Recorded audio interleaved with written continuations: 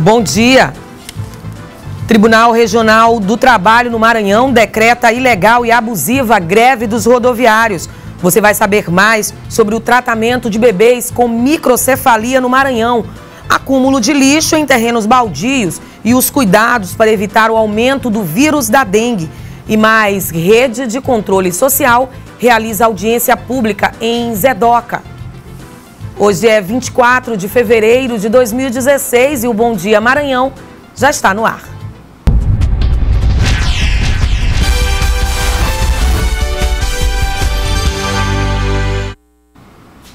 O Tribunal Regional do Trabalho no Maranhão decretou na última terça-feira ilegal e abusivo o movimento grevista deflagrado pelo Sindicato dos Trabalhadores em Transportes Rodoviários no estado do Maranhão.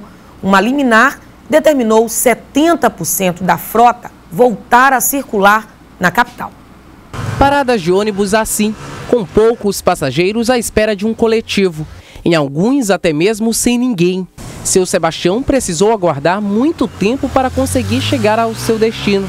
E quando passou, teve que sair correndo para não perder a viagem. O senhor está quanto tempo esperando aqui o ônibus? Umas 2 horas. 2 horas já? Já. Nada de ônibus? Nada de ônibus. Aí passava, aí eu fui para lá, passou para cá. Terminais de integração completamente vazios. Esse aqui, por exemplo, é o terminal da Praia Grande, um dos mais movimentados de São Luís. E como você pode constatar, não há nenhum passageiro. Isso se deve pela greve dos rodoviários e por não haver nenhum coletivo circulando pela capital. Meu patrão pagou um mototáxi, eu vim para o serviço, agora na saída eu tenho que me virar para poder voltar para casa. O Tribunal Regional do Trabalho no Maranhão decretou nesta terça-feira ilegal e abusivo o movimento grevista deflagrado pelo Sindicato dos Trabalhadores em Transportes Rodoviários no estado do Maranhão. Uma liminar determinou 70% da frota voltar a circular na capital. E a gente está colocando à disposição os 70% para que volte a circular. A gente está nas portas de garagem de manhã conversando com os trabalhadores, repassando para eles a proposta de acordo com relação à questão dos salários, que é iniciar o pagamento e apontar o dia parado, assim também como as 2 horas de anteontem. E a gente segue falando da paralisação dos rodoviários. Vamos ao vivo saber mais com o repórter Eduardo Ericeira. Ô Eduardo, fala pra gente, os ônibus então já estão circulando normalmente? É isso? Bom dia. Olá, muito bom dia, Eliene. Bom dia a todos que acompanham. Bom dia, Maranhão. Pela liminar do Tribunal Regional do Trabalho, 70% da frota deveria circular hoje aqui na capital São Luís e na região metropolitana, já que o sistema é integrado, circulam normalmente, segundo informação do Sindicato dos Rodoviários. Vou pedir aqui para o repórter cinematográfico José Antônio Teixeira mostrar. Aqui é um ponto aqui de grande movimentação de ônibus coletivo. Aqui nós estamos na Avenida Vitorino Freire, no cruzamento que dá acesso a Camboa, a Kennedy e também a Praça Deodoro. Aqui é um ponto de grande circulação de ônibus coletivo e a gente já verificou desde as primeiras horas da manhã que tem muito ônibus que está circulando hoje, como o Sindicato dos Rodoviários informou, 100% da frota. Havia aí a previsão de 50 mil de multa diária, caso o Sindicato dos Rodoviários não cumprisse aí o que foi determinado pelo TRT, mas pelo que está sendo visto, está sendo cumprido sim, os ônibus estão circulando normalmente. Lembrando que hoje à tarde a previsão é que às 14 horas, às 2 horas da tarde, seja homologado esse acordo que foi firmado ontem nessa reunião que aconteceu na sede do sindicato da Secretaria Municipal de Trânsito e Transportes, entre representantes da SMTT e também representantes aí dos sindicatos patronal das empresas de transporte e também dos rodoviários. Esse acordo deve ser homologado hoje para pagamento aí dos rodoviários, tanto do motorista como dos cobradores e fiscais. Havia previsão hoje de pagamento dos motoristas e só amanhã dos cobradores e fiscais, mas rodoviários pedem que todos os pagamentos aí de todos os rodoviários seja efetuado hoje. Também foi ventilada a possibilidade, a ILN, de um aumento de passagem. O Sindicato dos Rodoviários nega, disse que não vai acontecer esse aumento, mas depende aí das empresas e também da Prefeitura de São Luís. Se ventilou a possibilidade de um reajuste de 11% e que a passagem aqui da capital São Luís subisse para R$ 2,90. Mas isso a gente só vai saber na parte da tarde, quando for homologado esse acordo. Como eu disse, a previsão de 2 horas da tarde no Tribunal Regional do Trabalho, aqui pertinho, fica na Avenida Vitorino Freire, aqui pertinho onde a nossa equipe se encontra nesse momento. Voltamos com você, Eliane. Aumenta o valor da passagem, mas não melhora a qualidade do transporte público. É um absurdo isso, viu, Eduardo? Daqui a pouco você volta com mais informações e a gente volta a falar com você ao vivo. Obrigada mais uma vez. E olha só, o governador do Maranhão, Flávio Dino, decidiu homologar o concurso público para o cargo de professor do quadro permanente da Secretaria de Estado da Educação do Maranhão, a SEDUC, mesmo com a recomendação do Ministério Público, para que as provas do concurso público para professor, realizado no ano passado, fossem reaplicadas no prazo máximo de 30 dias.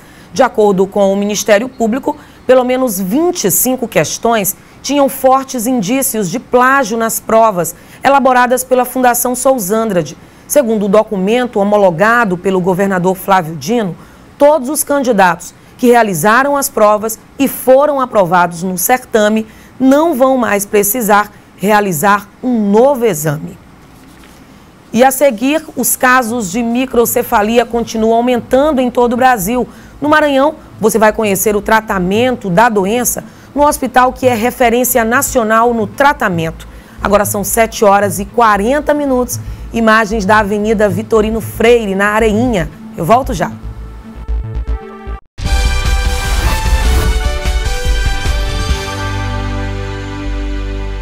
Os números de microcefalia continuam aumentando em todo o Brasil.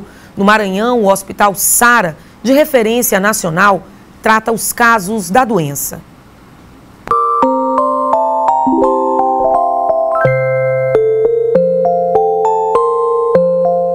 Dona Francileide é mãe da pequena Ana Luísa, de 4 meses. Elas moram no município de Miranda do Norte, distante 135 quilômetros da capital. Francileide descobriu que a filha tinha microcefalia somente após o nascimento da criança. No hospital da cidade, onde foram feitos os exames e o parto, ela disse que não recebeu diagnóstico e muito menos orientação sobre a doença. Com um mês eu voltei lá, no mesmo hospital, consultei com a pediatra também. Não tive orientação. A microcefalia é o resultado do crescimento abaixo do normal do cérebro de um bebê, ainda no útero da mãe. Em uma criança normal, o perímetro cefálico é de 32 centímetros. A pediatra Janaína Vidal alerta sobre a necessidade da avaliação logo nos primeiros meses. Com a estimulação, a gente percebe que essa criança, né, vai ter ganhos no desenvolvimento, né? Então é necessária a estimulação que vai acontecer aqui e também a gente orienta que a estimulação seja feita no domicílio. No Maranhão, 159 casos de microcefalia estão sob investigação. Entre 2015 e 2016, 175 foram notificados, segundo o Ministério da Saúde. A doença não tem cura definitiva, mas tratamentos realizados desde os primeiros anos melhoram o desenvolvimento e a qualidade de vida. A gente propõe as intervenções sempre pensando nessa criança num ser como um todo, né? Que precisa se comunicar, que precisa entender o mundo ao seu redor, que precisa se movimentar, que precisa ouvir, que precisa enxergar.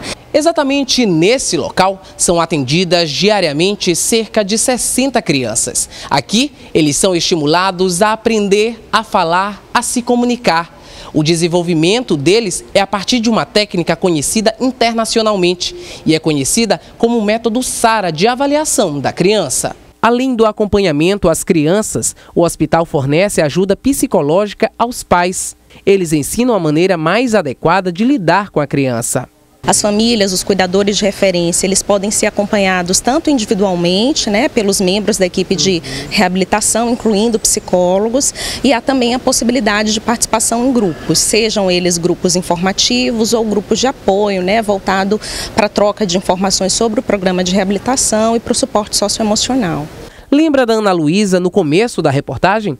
Pois é, ela fez a primeira consulta para o início do tratamento. Nós estamos confiantes, que a gente não sabe o que pode a microcefalia causar mais para frente na Ana Luísa. E olha só, ontem o Ministério da Saúde divulgou um novo informe epidemiológico de microcefalia. No Maranhão, 151 casos estão em investigação. 14 foram confirmados e 16 descartados. Entre 2015 e 2016, 181 casos foram notificados. As famílias que estiverem interessadas em saber mais sobre o atendimento do hospital em casos de microcefalia podem acessar o site www.sara.br. E terrenos baldios e com lixo ainda tem sido uma preocupação. Na cidade operária, a nossa equipe flagrou inúmeras situações que facilitam a proliferação do Aedes aegypti, mosquito transmissor da dengue. E esse lixão foi encontrado no meio da rua do bairro da cidade operária, área periférica de São Luís. A sujeira fica próxima a esta escola, o que aumenta o risco de proliferação do Aedes aegypti. Seu Eduardo é agente de endemias e relata o problema na região. A coleta passa limpa, mas com 2, 3 dias já está novamente o lixão. Nesta outra rua, ainda no mesmo bairro, a situação não muda. Muito lixo jogado por toda a área. Placas de proibido jogar lixo estão espalhadas por quase toda esta via.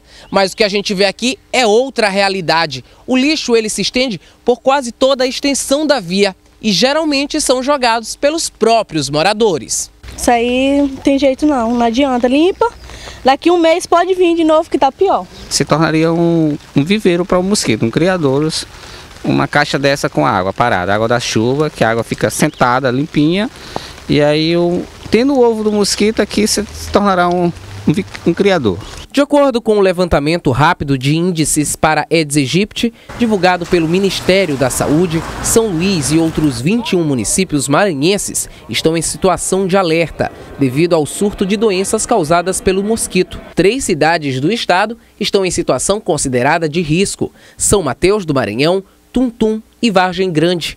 Em 2015 foram registrados 7.505 casos de dengue. O aumento foi de 290% em relação a 2014, que teve 2.625 casos da doença. Com tantos índices negativos, o que resta para a população é se prevenir. Com repelente, passo perfume, faço o que eu posso. Eu sigo em frente. E olha, sobre os cuidados para evitar o aumento de casos da dengue, zika e também chikungunya, eu volto a falar ao vivo com o repórter Eduardo Ericeira, que está como uma especialista no assunto. Não é isso, Ericeira? É isso mesmo, Helene. Voltamos agora para falar também desse assunto sério. A gente falou agora há pouco sobre greve e continua falando de um assunto sério, que é essa preocupação aí com essas várias doenças que são provocadas pelo mosquito Aedes aegypti. Eu estou aqui com a Cristiana Vasconcelos, que é médica, que vai nos passar mais informações a respeito do assunto. Sempre é muito importante discutir esse assunto aí que tem preocupado todo o Brasil. Mas, segundo você conversava comigo, Cristiana, não é motivo para tanta preocupação assim, ou pelo menos com esse pavor todo, né? Isso, muito bom dia a você. Bom dia, Eduardo. Na verdade, é importante estar falando desse assunto porque nesse período de chuva, está muito quente, muito úmido, acaba sendo favorável para a proliferação mesmo do mosquito do gênero Aedes, né, que transmite essas 3 doenças, a dengue, a febre zika e a chikungunya.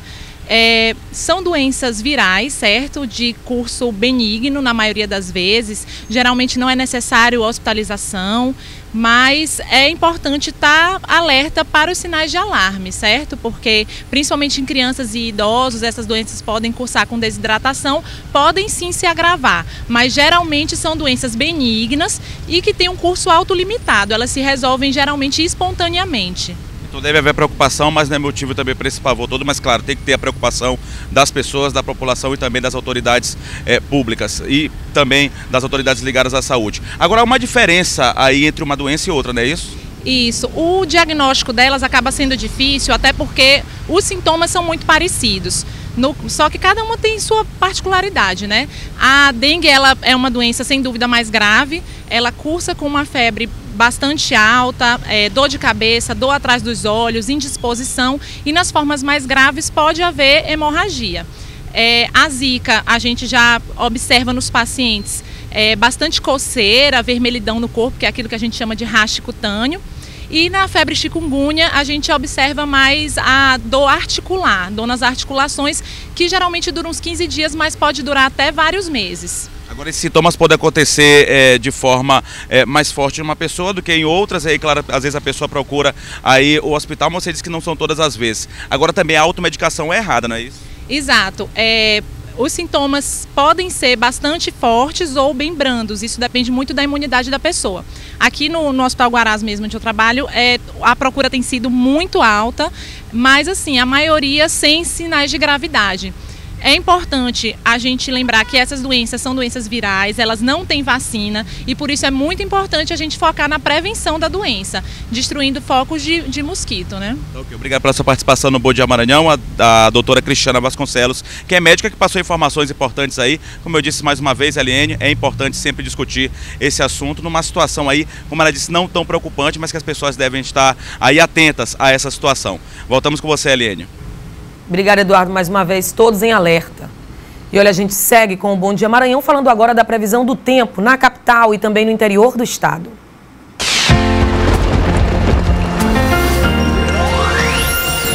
O tempo instável observado ao longo do dia em São Luís deve se manter também nesta quarta-feira. Em Colinas, os termômetros oscilam entre 23 e 31 graus. Em Chapadinha e Imperatriz, a máxima prevista é de 34 graus. Em São Luís, a mínima gira em torno dos 25 graus e a máxima não ultrapassa os 32 graus. E a seguir, o município de Zedoca cedia audiência de controle social e cidadania. 7h53, eu volto já.